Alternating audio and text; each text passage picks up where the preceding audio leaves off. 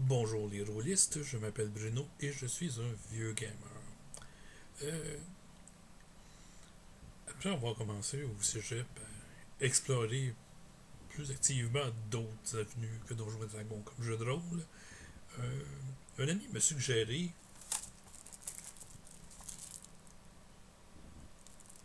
les Tortues Ninja. Puis là, vous allez dire, c'est une mauvaise copie, là. Bruno, c'est fait par qui? Les tortues ont toutes des bandeaux rouges.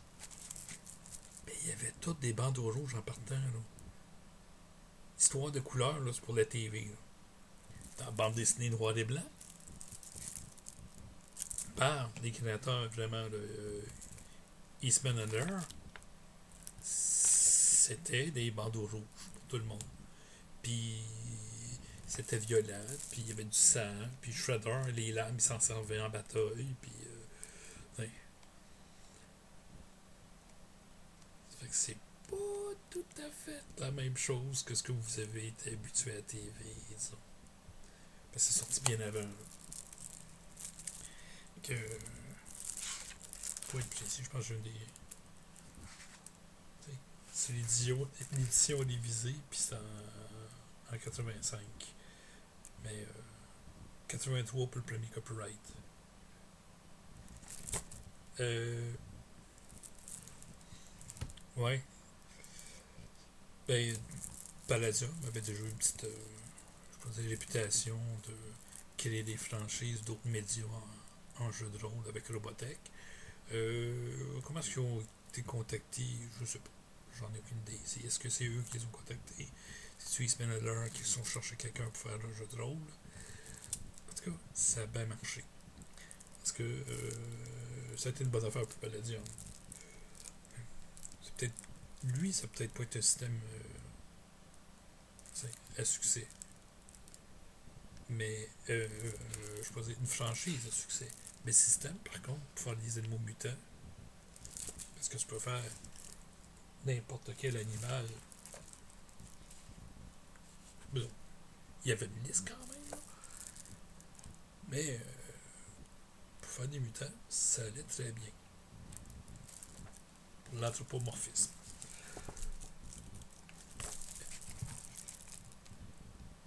J'ai deux petites choses sur le système de mutation.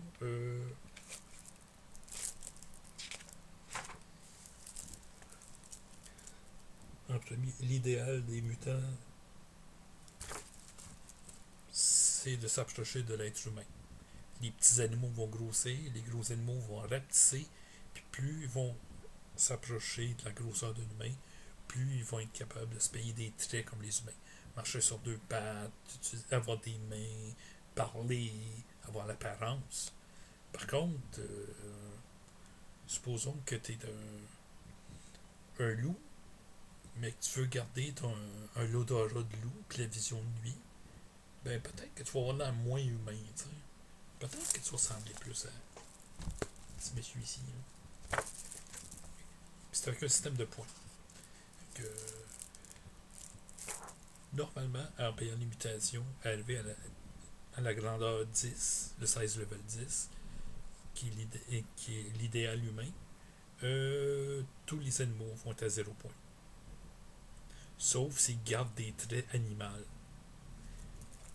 Puis là, quand je dis des traits, ben, un éléphant qui utilise sa trompe, par exemple, qui a des défenses. Un oiseau qui a des ailes puis qui vole, ça coûte cher. C'est quasiment 40 points.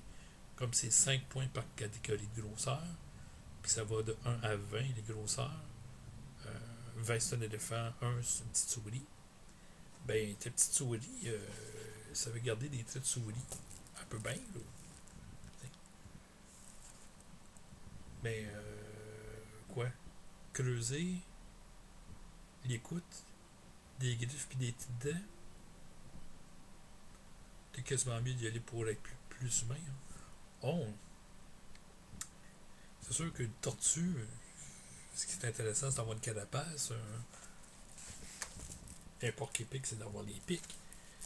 Mais si tu te payes la défense à épine, ça peut te coûter cher un peu. Hein. Le possum, la queue préhensile, peu importe ce que tu choisis comme animal. T'sais. peux décider d'être aussi plus gros que ce que tu étais avant. Si tu restes des points. Tu peux même te payer des pouvoirs psychiques. Ça, c'est un peu pour la mécanique. Ça leur a permis d'explorer bien les choses. Il y a quelque chose d'autre de plus particulier à TMNT que les autres jeux de Palladium, même après la bombe, qui est leur version post-apocalyptique.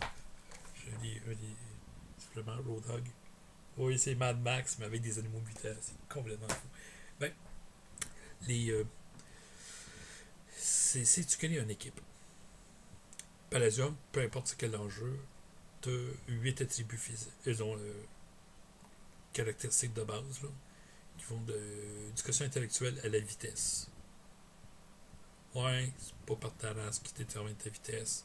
Tu peux courir vite, ben, être plus petit. Tu vas peut-être avoir moins de dés dans le système de fantasy, là, mais en tout cas. Ouais, il y a quelques mutations, par exemple. Le guépard pouvait se payer une vitesse supérieure, le cheval avec, mais moins fort que le guépard. Ouais. Mais ça, ces attributs-là, ça se jouait sur 3d6. Ce qui est différent avec Palladium, c'est que si tu réussis à avoir un attribut de 16 et plus, tu pouvais rajouter un D6. C'est que tu peux te rendre jusqu'à 24. Je sais pas comment tu faisais pour avoir juste 16 dans une stat. Parce que si tu avais 16, tu rajoutais un D6. C'est que tu avais 17 de base, si tu pognais mauvais. Toutes les fois que j'ai vu des statistiques à 16, je comprends pas, là, mais. Ben, ouais, mais il y a moyen de monter tes attributs physiques, entre autres, avec des talents. Avec les talents physiques. Mais ce qui est particulier pour les Tortues Ninja, qu'il n'y a pas dans les autres systèmes comme tel, c'est que tu peux créer une équipe de mutants. Si tu choisis de te faire 4 tortues ou 3 étourneaux, tous les talents que vous allez avoir en commun vont être de ce niveau-là. Fait que tes talents de combat, par exemple, les Tortues Ninja commençaient avec Ninjutsu 4e niveau, parce qu'ils sont pratiqués à faire du Ninjutsu ensemble. Tandis que Donatello, lui, ses talents d'électronique, il les a tout seul. Fait qu'il était premier niveau. Il y avait des petits bonus pour son quotient intellectuel, mais il était premier niveau. Ça, c'est pour les skills. Mais pour les attributs, ce qui était très intéressant, c'est que, ben, pour ceux qui ont des frères et des sœurs, est-ce que vous leur ressemblez un petit peu? Nous autres, nos parents nous mélangeaient, là, les 3 frères. Hein? Puis on a des comportements qui se ressemblent, on a les mêmes problèmes médicaux, ce genre de choses-là. La génétique, elle s'écarte pas trop dans la famille directe. Ça s'écarte, mais pas trop. Ouais, ben, avec ça, ils ont joué pas mal là-dessus. Si un des autres joueurs pognait un dé supplémentaire, ce résultat-là s'appliquait à tout le monde. C'est que si quelqu'un pognait 18 de QI, de IQ, puis il rajoutait un D6, ben tout le monde avait le D6 de plus. C'est un trait de famille, ils sont brillants. C'est sûr que si les autres n'avaient pas pogné assez haut pour pogner un plus, ça les aidait un peu, mais ça les mettait pas absolument au-dessus de la moyenne. De l'autre côté, s'il y avait un deuxième joueur qui avait un 16, là, c'était 2 dés que tu jouais, puis c'était le plus haut que tu pognais. C'est que celui qui avait 18 qui pognait 1, ça le mettait à 19. Mais si celui qui avait 16 pognait un 6, puis ça le mettait à 22, ben, celui qui avait 18, ça le mettait à 24. Ben, c'était le plus haut dé. Fait que tout le monde jouait ses statistiques de base, puis on faisait comme, ok, qui a 16 et plus dans un attribut? Puis là, tout le monde pouvait jouer. Donc, le joueur qui avait le plus haut jouait le dé. Puis s'il y en avait 2, ben on jouait 2 dés. Puis on prenait le plus haut. C'est. Ben, ça fait quelque chose qui se ressemble plus. Hein, je sais. Par exemple, nous, on s'était fait 4 chauves-souris. On était très fort et agile en partant. Mais il y en a un qui était vraiment plus fort déjà que les autres. Il avait pogné 18 et il avait pogné, il avait pogné 6 sur le D6. Fait qu'il nous a donné tout un plus 6. Mais lui, il était à 24. Là. Ouais. Donc, il y en a qui sont rendus dans la vingtaine. Celui qui a pogné 10, ben, il y a un 16. C'est bon. Il est déjà plus haut que, plus âgé que la moyenne. Ouais. Même si il avait pogné un score bien normal. Fait que ça boostait le groupe, mais ça faisait dire aussi qu'il y avait certaines affaires que. C'est sûr que tu pourrais prendre toutes les mêmes skills, mais là, ton groupe va être monochrome, tout le monde va se battre pour faire les mêmes affaires. Parce que si vous vous éparpillez un petit peu d'un talent, ben là, si vous le faites trop, vous perdez un peu d'avantage. Puis si vous le faites pas assez, ben vous perdez un autre avantage. Fait qu'il fallait se balancer. Là. C'est sûr qu'il y a des trucs que c'est avantageux de pogner haut, puis ainsi de suite. Fait que tu t'es pris ensemble. Les Tortues Ninja, c'est pas juste les combats qu'il y avait en commun. Leurs habiletés avec les armes, et ainsi de suite. Mais se déplacer silencieusement, par exemple. Ils sont pratiqués les uns contre les autres, puis on peut se dire c'est quoi qui marchait pas. Là. Puis ça, ben, ça aide.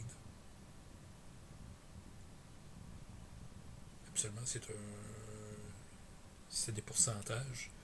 Les niveaux te donnaient un plus 5. Je pense que Prowl, le mouvement silencieux se cachait dans l'ombre combiné dans Palladium. Moi, tu fais un jet pour pas te faire voir ni entendre. Parce que c'est rare que tu fais. Quand tu essaies d'être discret, tu essaies d'être discret. C'est pas, je me déplace sans faire de bruit, mais. Juste pas faire de bruit. Ça te dérange pas qu'ils te voient pas faire de bruit. Ok. C'est. Ouais, à part pour quelqu'un qui dort, tu sais. Et nous, si tu essaies de passer quelqu'un qui est sourd, tu vas essayer de te cacher, mais tu vas te foutre de pas faire de bruit. Comment tu le sais qu'il est sourd? C'est quoi les chances? C'est ça.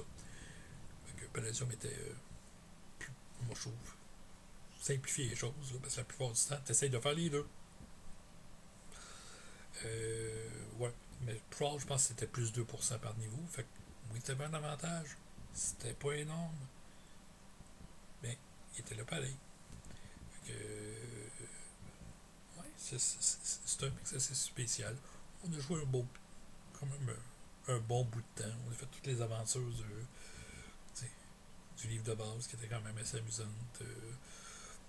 Il y avait des aventures qui avaient été faites pour les tortues, puis chacun des livres de Plein la Bombe avait aussi des aventures, mais ça, c'est un autre gang que je jouais après la bombe. Un peu plus tard. Mais oui. Donc, ma question pour cette vidéo-là, c'est est-ce que vous avez un autre système de jeu qui favorisait la création d'équipes?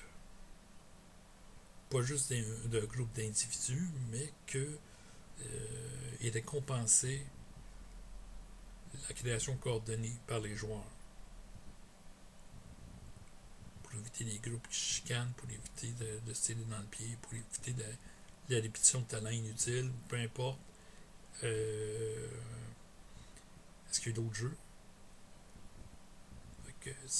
où vous avez joué à vous-même au Tortue Ninja, puis vous avez exploité ce système-là? J'ai fait faire d'autres games parce que le monde s'est fait des affaires séparées, puis ils n'ont pas voulu. Non, ça ne tente pas. Oui. On veut chacun notre mutant.